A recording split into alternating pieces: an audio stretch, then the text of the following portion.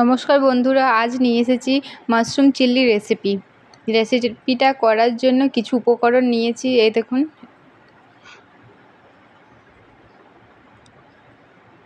মাশরুমটাতে লবণ একটু আর সামান্য একটু হলুদ আর একটুখানি লঙ্কা গুঁড়ো দিয়ে ভেজে নেব। কড়াইয়ে আমি রিফাইন তেল দিয়ে দিয়েছি। তেলটা একটু গরম হয়ে যাক ভালোভাবে, নাহলে লেগে যাবে। এখানে মাশরুমগুলো দিয়ে দিয়েছি আমি তেলের মধ্যে। একটুখানি ভাজবো, বেশি ভাজলে মাশরুমগুলো লেগে যাবে কড়াইয়ে।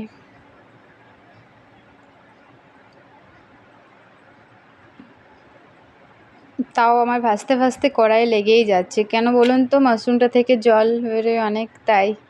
ভাজা হয়ে গেছে প্রায়, তুলে নিলাম মাশরুমগুলো।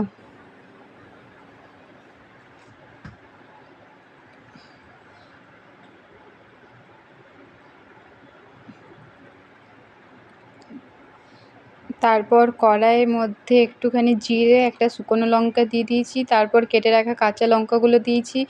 তারপর কেটে রাখা পেঁয়াজ একটুখানি ভেজে নিব।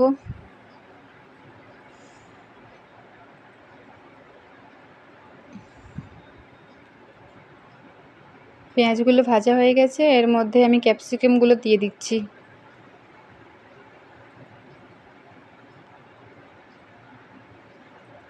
ক্যাপসিকাম পেঁয়াজ একসাথে ভেজে নিচ্ছি, ভালোভাবে ভাজা হয়ে যাক। তারপর টমেটোগুলো দিয়ে দিচ্ছি।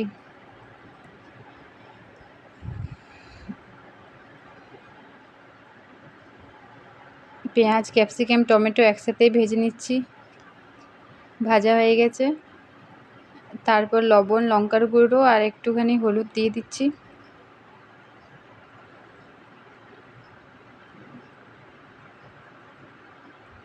এর মধ্যে আমি চিলি সস আর টমেটো সস দিব। চিলি সস, টমেটো সসটা দিয়ে দিলাম। আর একটুখানি কর্নফ্লাওয়ার আগে থেকে বাটিতে ভিজিয়ে রেখেছিলাম, চিনিটা দিয়ে দিলাম। কর্নফ্লাওয়ার যেটা ভিজিয়ে রেখেছিলাম সেটা আমি লাস্টে দেব।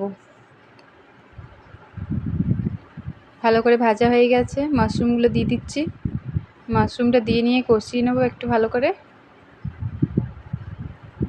আর একটু জল দিয়ে দেবো গ্রেভিটা করবার জন্য, জল দিয়ে দিচ্ছি। আর যে কর্নফ্লাওয়ারটা বললাম ভিজিয়ে রেখেছি সেটা এবার দিয়ে দেবো। কর্নফ্লাওয়ারটা দিয়ে দিচ্ছি যাতে ভালোভাবে মাশরুম চিলিটা ভালোভাবে গ্রেভিটা হয়। একটু ঢাকা দিয়ে 5 মিনিট রেস্টে রেখে নিয়ে এই দেখুন মাশরুম চিলিটা আমার হয়ে এসেছে। একটু সার্ভ করে নিই। আপনারা সবাই বলবেন কমেন্টে যে কেমন হয়েছে খেতে। আর রেসিপিটা যদি ভালো লাগে অবশ্যই লাইক করবেন, সাবস্ক্রাইব করবেন, ফলো করবেন, আমার পাশে থাকবেন। ধন্যবাদ।